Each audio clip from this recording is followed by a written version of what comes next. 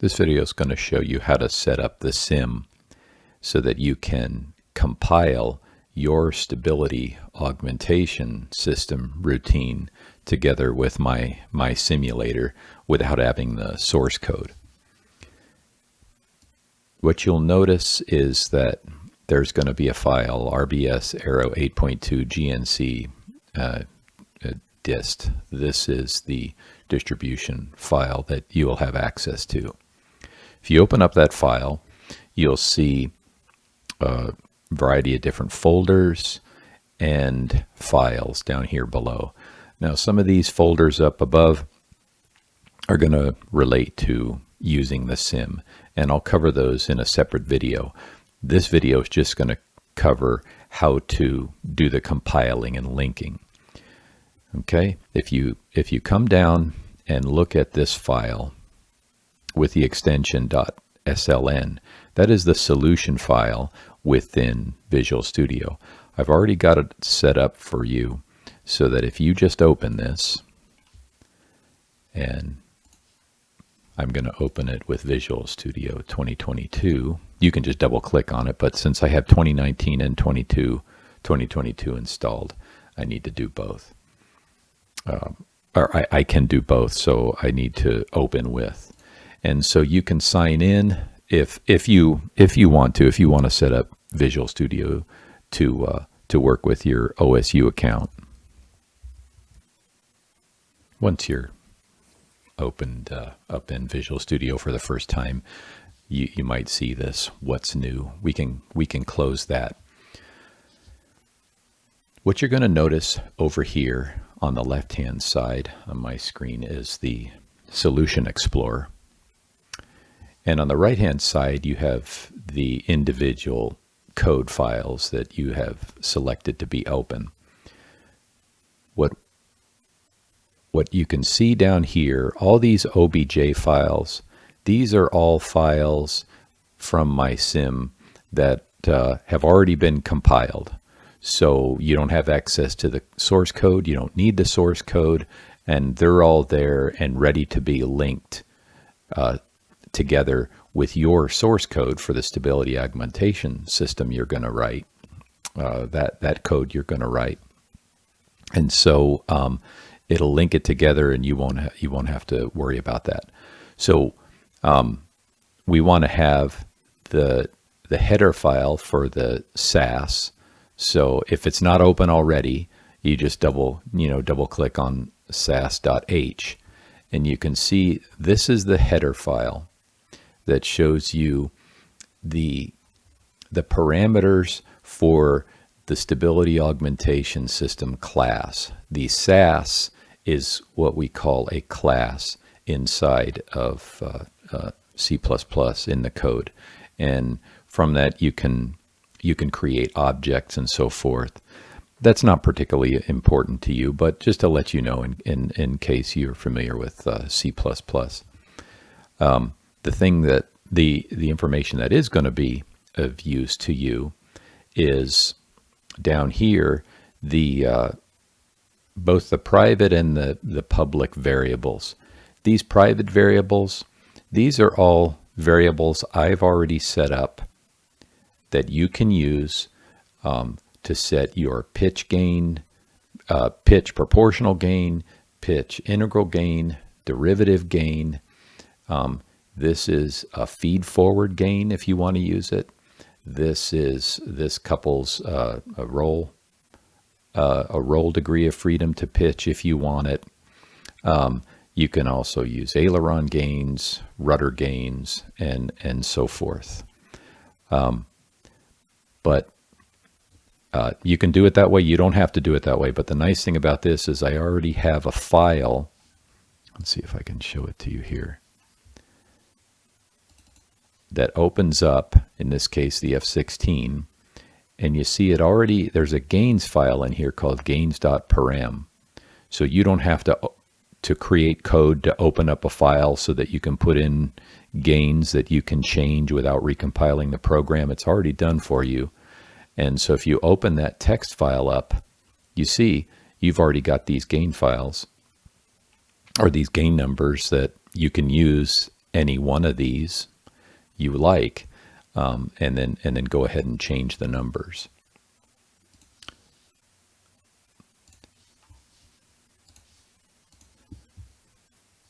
More importantly are the variables that you have available to you that you can use as feedback. So these are the global angles, the roll angle, pitch, yaw angle, body fixed velocities, all of these velocities we've gone over in class, right? So UVW, this is capital V, this is your overall velocity. PQ and R, which is your roll, pitch, and yaw rates. Even accelerations are available to you in X, Y, and Z, and also aerodynamic angles. So you can use one or all of these different types of angles. You just are assuming that any of these variables that are of interest to you, there is some sensor on the airplane that you can activate and use it in your feedback loop. I also have some additional values here. Incidentally, you can change anything in here. If you need to add some more variables, you can certainly change it. Now, you can't change any of the available variables from the simulator. These are all the flight variables. But if you need to make some intermediate type variables, you can certainly do that and put them in here if you want. For the integral control, I've already got put in here integral control sum for, pitch, roll, and yaw. The last value, that's useful information. So to be able to do differences or different types of sums. But these are useful because it'll tell you what kind of variables you can use. And then finally, these are just different methods. These are, you don't need to change these at all. These are just how these particular functions that you can change inside the Stability Augmentation System code. This is how they get connected to the overall sim. There's a pitch control loop, a roll control loop, and a yaw control loop. Now, if you take a look at the source code for the Stability Augmentation System, scroll down from the top. This section here is where I've created a method that loads in those different variables from the file I told you. You don't have to use any of these, but it's just as a matter of convenience for you. You can just leave this as is if you like. So none of this you have to modify unless you want to. Really, the only thing that you have to change to do this project is just what's in the pitch control loop here. I also have written in commented lines the aircraft variables available for control. You'll notice these variables are the same ones that I showed you are the ones that are listed inside the header file. But I mean, honestly, you don't even need to open up the header file if you don't want to, because I have them all listed right here. So the variables that you're able to change, or I'm sorry, to sense, are all of these. And then you write a control law that outputs, in this case, let's just say elevator angle. And that's done in the pitch control loop. You'll notice here, between these two comment lines, really, this is the entire pitch control stability augmentation system. I've written an example here for you. This is not the only way to do it. This is just a simple example that I've given you. This code up here just allows you you can actually, just by pushing the different stability augmentation control toggle, the C button, which we'll talk about in a tutorial for the simulator. Toggling the C button will allow you to change from manual to gyro and to the SAS mode that you write. Okay, manual does nothing. The SAS is off. The gyro mode just uses rate effects, and then the full SAS mode that you write, really, like I said, the only thing you need to change in this code is this right here. So let's look at what this code does. The first thing I have happening here is an integral summer. So I'm gonna be using potentially integral control, and in this case I'm going to use integral control on theta, on the pitch angle of the airplane. But like we said, it could be any one of these. You could do it on alpha or whatever. So the example I'm going to do it is on theta. And so what I need to do, I'm using trapezoidal integration, so relatively simple, but a little bit more accurate than just assuming constant values. I take the present theta and I multiply it by the maximum elevator deflection, because what that's going to do is it's going to scale everything.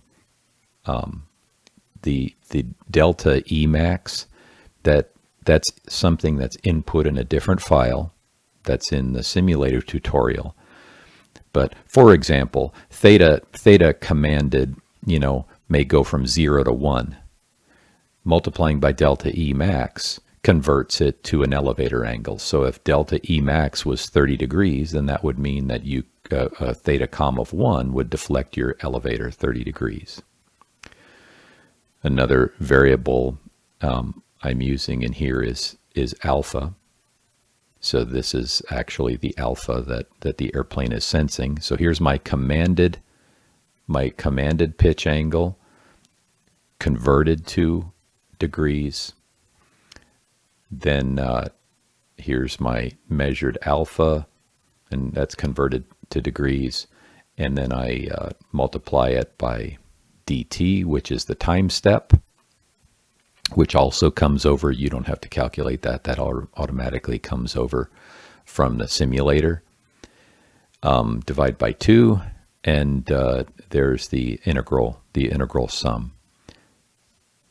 So the type of control I've done here, I'll call one of them PID, but it's not PID in the sense of doing P, I, and D to the same variable. I'm just using P, that's pitch P as one gain for the proportional control of one type of variable, pitch I as a gain as a different type of variable, and then pitch D, yet a third one. So let me show you what I mean by that. You notice this first line here, we'll call that proportional control. The error is commanded versus the actual pitch angle. Okay, and in this case, it also is including information about the angle of attack of the airplane. So not just the commanded angle, but also it includes information about the pitch angle of the angle of attack of the airplane. This line right here is multiplying the integral sum. Okay, integrating that error signal, it's multiplying that by a command I. And then this, what we call in this case derivative control, I'm actually not taking a derivative, because since I can measure rate directly, Q, and measure pitch rate directly, I can just multiply it by a gain, and I actually get the equivalent of derivative control. So I'm using these different variables as my stability augmentation system, and then my elevator angle that I feed back to the elevator it includes not only my commanded input theta comm, but also the other information regarding angle of attack, the angle of attack, proportional control on angle of attack of the airplane, proportional control on my commanded theta signal, integral control, and derivative control. And now what we need to do is write that the last value is equal to my commanded angle minus the actual measured theta times 180 over pi. That's saving the present theta for the next integration step, so it can be used back here in the integrator. And then what I also have here, I mean, this is a nonlinear element, but it makes it more reasonable, like a real life problem. If the elevator angle hits the maximum elevator angle that you specify the airplane can do, it saturates it. It keeps it equal to that. And then it returns delta E. So this elevator angle goes to the sim, and that's all you need to do. It ought to be very straightforward to modify the entire control loop for pitch. Roll and yaw are available too, and you're certainly welcome to modify those and do whatever you like there. You can also add feed forward control to this if you want. I mean, there's an infinite number of different things that you could do inside these different control loops to develop your own stability augmentation systems.